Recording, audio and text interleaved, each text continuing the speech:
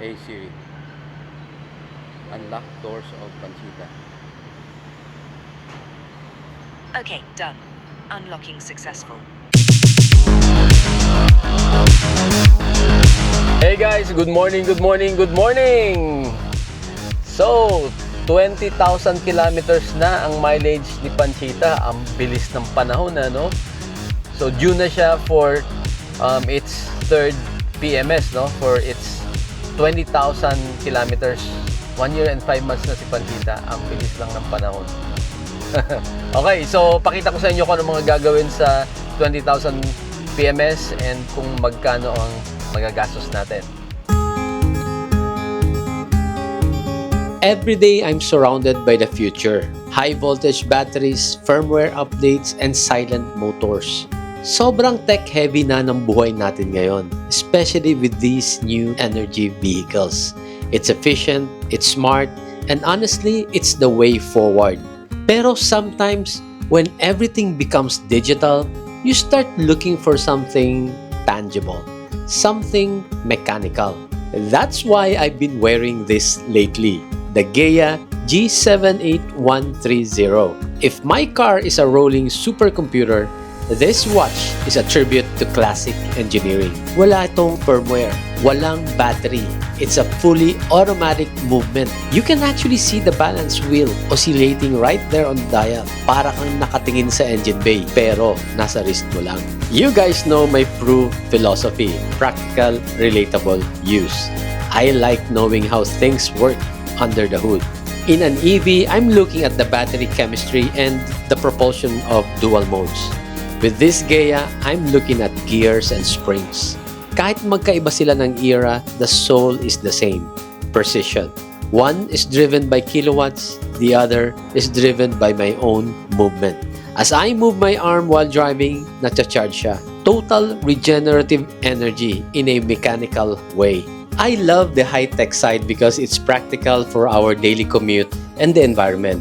Pero I appreciate the classic mechanical side because it's honest. It's a reminder that even in a world of screens and sensors, may ganda pa rin yung physical gears clicking together perfectly. It's the balance between progress and heritage. So, high-tech EV or classic mechanical precision?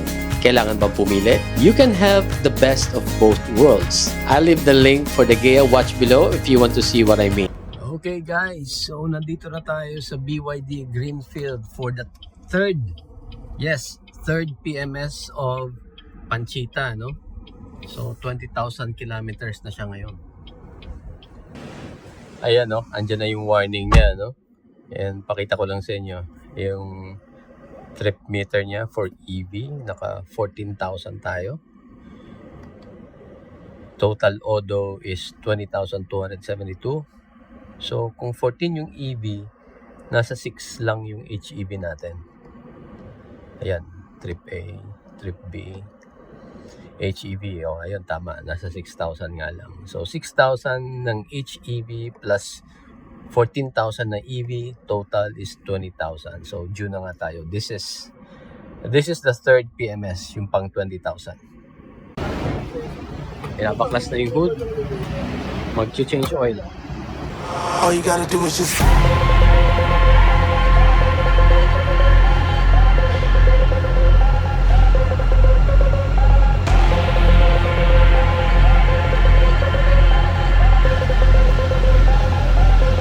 all you gotta do is just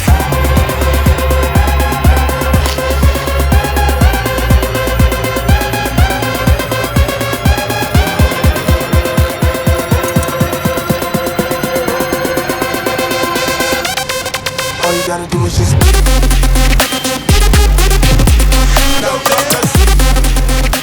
Ayan, so ito yung front passenger tire natin, no? Okay naman. Nirotate ko kasi to nung mga 8,000 kilometers siya. Nirotate ko. So originally sa likod to. Yan, okay naman yung pagkakaupod niya. So today, since naka 20,000 na to, yung mileage niya, pagpapalitin ko naman, balik naman siya sa likod. Silipin naman natin dito. Ito naman yung sa driver side. Okay lang, oh. Hindi siya... Oo, diba?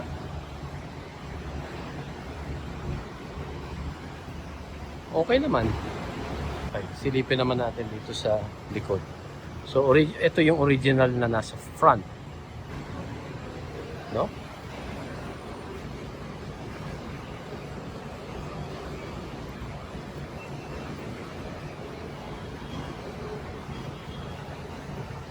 Okay naman. Ito makapal sa gitna. Siguro sa susunod i-overinflate ko pa kasi parang dito makapal eh. Sa gilid manipis eh. Tingnan natin sa kabila. Manipis. Ito makapal. Manipis. Ang ibig sabihin yan, underinflated. Mas mabigat dito sa side walls niya. Hindi masyado nag-wear sa gitna. Ibig sabihin, underinflated pa. Kulang pa yung 36? Ganun ba? Yun ang alam kong interpretation yan eh. Okay din yung rotor disc natin. Walang sugat. Makinis. Nice. So, wala siyang sugat, walang scratch, wala ring alon. Ayan o, flat. Mafe-feel mo naman yan dito. Kung nag-warp siya, may alon na gano'n. Brake pads. Makapal pa. Ayan no. Makapal pa yan. Hindi talaga tayo makonsumo sa brake pads kasi because of the regenerative braking. Tignan nyo yung brake pads ng likod. Ngayon ko lang nakita to. Bulilit brake pads. Ang liit nito. Palibasa may regen. Pang balance lang siguro to ng brake distribution. Tignan nyo naman ang liit nito. Pero tingnan natin. Mas medyo manipis sa likod. Expected yan kasi kailangan malakas ang pagpepreno sa likod para hindi nagno-nosedive. Mas mas stabilized ang sasakyan. Ayan, tinanggal na yung brake pads para linisin.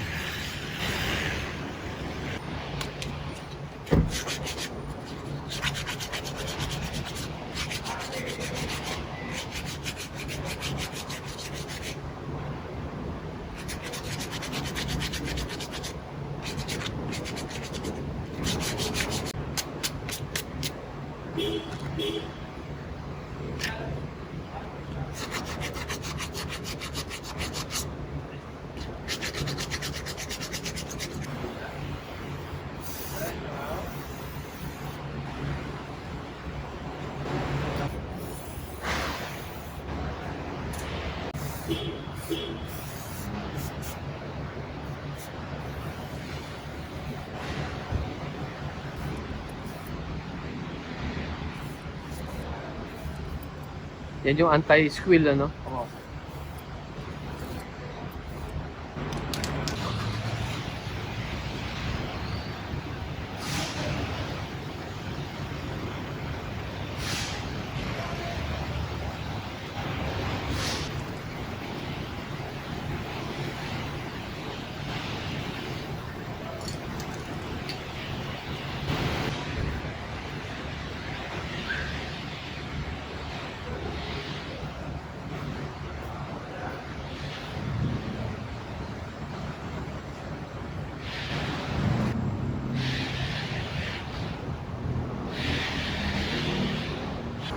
All you gotta do is just.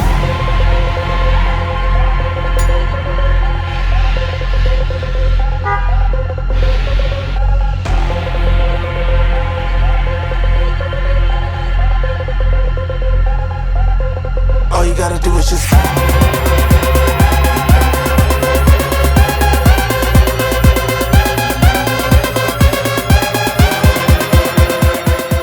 Ayan, so napag-rotate na, napagpalit na. Ito yung nasa likod dati. Okay pa naman yung gulong eh. Wala naman yung parang tumutuklap na nababakbak. It still looks good. Okay, scanning. 0.02, 3.11.07 yung Okay. version. So, merong update sa BMS, Battery Management System, both for the high voltage tsaka yung low voltage na 12 volts. Calibration ng TPMS. So, pinapasingaw Okay. yung tire para ma-detect niya kung saan. Ayan. So, Rear right. that was na rear left yung kaliwa. Ay, kanina. Ngayon, rear right naman. So, ang gagawin. Bukas na? Ayun. Sige. Ayan. Pinasisingaw yung... Ayan. Pinapasingaw Okay. yung gulong. Para ma-detect dito kung saan Correct yung mo lahat ng location. hangin dyan. Siniset up yung ano, kung kailan naman ang next na reminder for maintenance. 360 days or 20,000. 20,000 ba? Yes. Okay. Battery state of health 98% daw. Okay. May pahabol na update for the engine controller. So download lang ulit and then update. Ito yung exciting part ng firmware update na to kasi this time magagamit na natin yung regular SIM card natin. Okay? Kasi 'di ba yung stock na SIM card nito, limited lang yung internet connection niya. Kung ano lang yung functionality ng app ng BYD app, yun lang pwede mong magamit na pinapayagan niyang dumaan sa cellular data. So this time, allowed nang maglagay ng kahit anong SIM card na gusto natin. So para makapag video tayo, makapag lahat ng apps dito sa big screen, lahat ng apps dito sa big screen, pwede mo nang mapagana. So kita nyo to, ayan. Iti-twist mo lang yung lock na yan. Angat mo ng konti para di mabigat. Ayan. Twist mo lang, naka-lock na yan. Tapos tanggalin mo. Ayan. Kita nyo? Ayan lang yan. Ganon din dito sa kabila. Ayan. Okay? So ngayon, may bababa mo na to. Okay? Next is, kailangan mo tong SIM pin. Okay? Para ma-eject natin yung original na SIM card niya. Ayan. Kita nyo? Push nyo lang yan. Yun. Medyo matigas. Katulad lang din ng tigas sa cellphone. And then makukuha mo na yung SIM tray with the SIM card. Ayan, palitan na natin. Singtel. So ngayon, take note guys, yung malaki pa to, 'di ba? Yung malaking size pa to, pinaka-original. So eto ngayon, meron akong GOMO dito. Actually kay Madam Pea to. Buti na lang nahanap namin yung malaki pa niyang, ito yung case. Kasi 'di ba sa cellphone natin, anong size yun? Nano SIM na ba yun? So, make sure lang na meron ka pa nung malaki. So, ayan o, 3 piraso yan, di ba? Ayan o. Kung, if I remember it correctly, ito yung pinaka-original na SIM size. And then, naging micro SIM ba tawag dito? Micro. And then, ito ngayon yung pinakamaliit. Ayan. Nano SIM ba size na yan? So, anyway, basta. So, kailangan mo tong malaking to. And then, since GOMO yan, kailangan nyo muna yan i-activate sa cellphone nyo. So again, just follow, may pattern naman yan dyan. Ayan yung kanto, di ba? Ayan, naka-insert na yung SIM natin. And then, push lang. As soon as ma-insert mo yan, may lalabas dito ngayon sa screen. It is detected that the SIM card has been inserted into the slot. Please select the SIM card type and then start your surfing journey. Wow, sarap pakinggan. Start your surfing journey. So, giveaway by BYD, purchase by user. Purchase by user. Oh, di ba? So, ngayon, tingnan natin kung mag-work yung mga apps natin dito. YouTube, halimbawa. Data reminder, it is not Wi-Fi network currently. Hanap sa English ah. Proceeding will incur data costs. Continue. Oh, okay, so may warning. Kasi nga naman, naka-data ka, di ba? Ayun. Try searching to get started.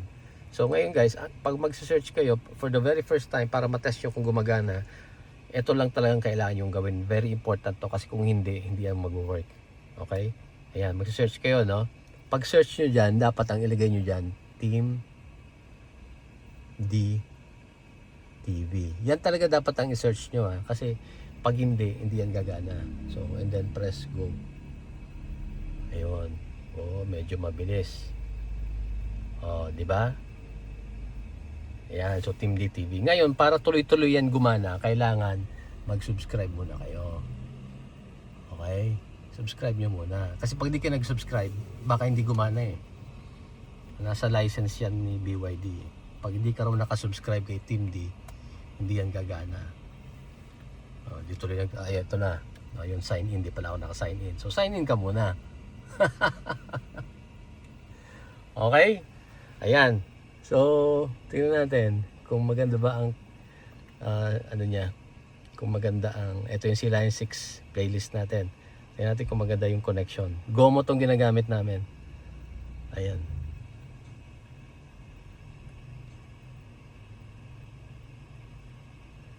Galing. Guys, hindi ako nakakonect sa wifi ha. Baka isipin nyo, dinadaya ko ha. Walang wifi yan. Ayan. Cellular lang yan. 4G. Diba? Nice!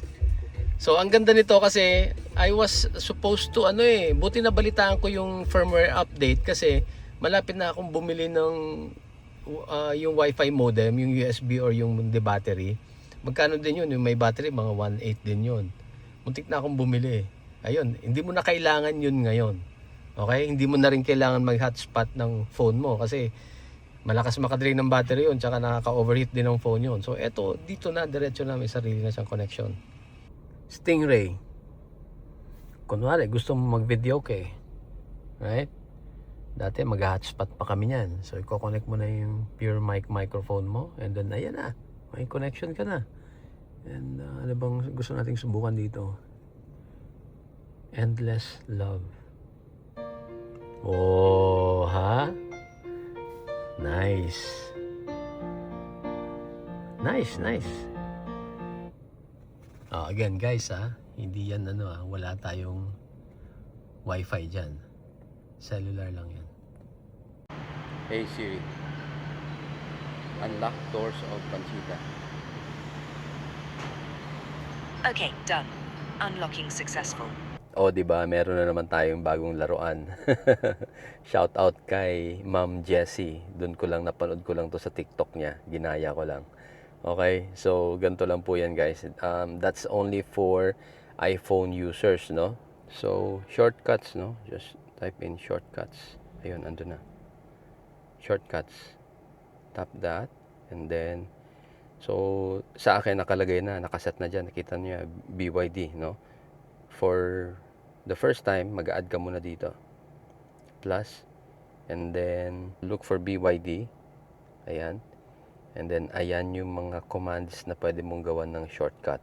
Okay? Pero, hindi yan lahat nagwo-work. Okay? Piliin nyo lang dyan. So far, yung pag-lock and unlock lang ang napagana ko so far.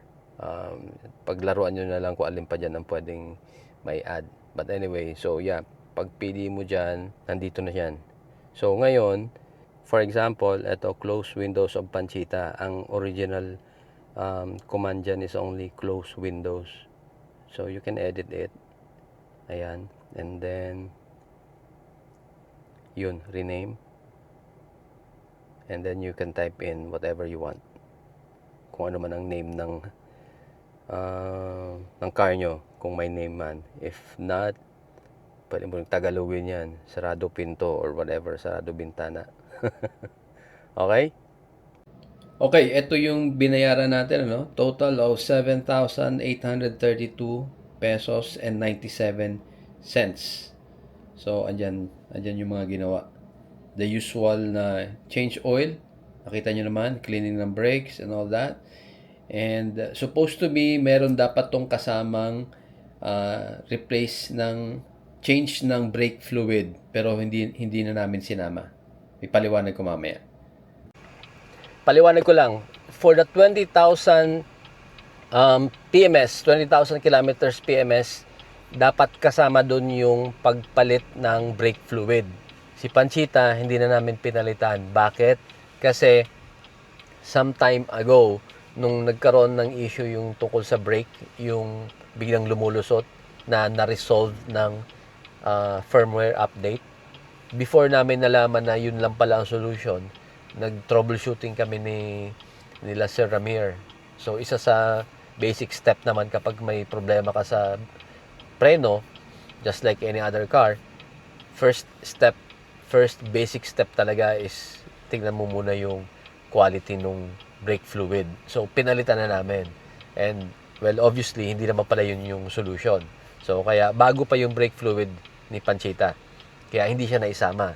Okay? So, malinaw yon. So, for those of you na papunta pa lang sa 20,000 kilometers, kasama ang pag-change ng brake fluid. Okay? And then, pinakita ko naman sa inyo yung situation ng GT tires natin, yung stock tires. Kasi lately, yun ang nakikita ko sa mga post. Tapos, marami na ang more than 1 year na C-Line 6. Marami nang mas matataas pa sa 20,000 ang tinakbo. And marami na ang due magpalit ng gulong. Kaya yun ngayon ang nakikita nating nandun ngayon yung mga attention ng mga users, ng mga owners. Now, parang so far 50-50 ang feedback, no? Meron kaming mga masasaya na okay naman yung naging performance ng GT tires. Meron namang unfortunately may nasabugan, may so hindi solid na masasabing maganda at hindi mo rin masabing solid na pangit, no? So ang gusto ko lang i-share sa inyo, like I always remind you guys sa mga videos ko, I always try to maintain the tire pressure to 36 PSI. So, yun yung mga ginagawa ko. And then, rotation. Okay? So, like I mentioned, nasa 8,000 pa lang, pina-rotate ko na to. Actually, with my previous cars, every 5,000 ako nagpapa-rotate. Okay? Kaya lang, yung mga previous cars ko, yung mga luma na walang TPMS, madali lang yun. Pupunta lang ako sa suki kong vulcanizing shop, pinapa-rotate ko sa kanila. Ito kasing may TPMS, kailangan i-reprogram. So, i-request nyo po yon. So, yun lang naman yung mga maintenance na ginagawa ko sa gulong. And of course, the alignment. Pina-align ko na rin to kasi nga, again, remember, before, may naging sensationalized na topic about alignment ng gulong. So, pina-align ko to. So, yun lang yung tatlong ginawa ko pang maintain para humaba yung buhay ng tires. And I think right now sa itsura ng gulong ko baka another 5,000 okay pa to bago ko palitan. And I think babaguhin ko ng konti yung maintenance ko after finding out na yung sa gitna pala ng tires ng thread masyado pang makapal kumpara dun sa gilid sa may sidewall. So, ang gagawin ko, i-inflate ko pa a little bit more para bumilog yung surface niya, yung contact surface niya sa road, para more traction dun sa gitna, para dun naman ang wear, para maging pantay. Okay? And syempre, ang pinaka-exciting talaga dito, na-excite ako talaga dito sa PMS na to, kasi kasama yung update nung firmware na pwede ka nang maglagay ng sarili mong SIM card. Ayun, yun dun ako sobrang na-excite talaga. Inaabang-abangan ko yun. Kasi para mas convenient, mas high-tech talaga, di ba? Hindi ka na mag-hotspot sa phone mo. Muntik na akong bumili ng wifi modem, wala na akong makursunadahan. 3 weeks na akong tumitingin sa Lazada, sa Shopee, kung alin ang bibilin ko. Buti na lang hindi ko masyadong binigyan ng priority. And then I learned about this update. So ayun, sakto, hindi na kailangan. So that's it guys. I hope may natutunan ulit kayo dito sa video natin. And abangan ng susunod na update about Panchita. Thank you for watching, and as always, please drive safe. Bye.